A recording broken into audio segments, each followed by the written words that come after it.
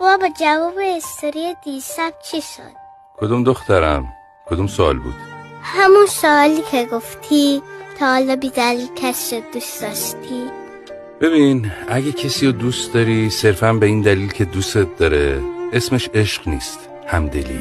اگه کسی رو فقط به دلیل پولی که برات خرج میکنه دوست داری، اسمش عشق نیست، منفعت طلبیه. اگه کسی رو به خاطر ظاهرش دوست داری، اسمش وسواس فکری. اگه به خاطر مهربونیش دوستش داری، اسمش تحسین یه حسن بزرگ. ولی اگه نمیدونی دقیقاً به چه دلیلی دوستش داری، این قطعاً خود عشقه. شاعر میگه مرا دوست بدار و وقتی میپرسم چرا دوستم داری بگو نمیدانم، چون اگر بدانی برای چه دوستم داری، روزی برای خاطر همان رهایم خواهی کرد.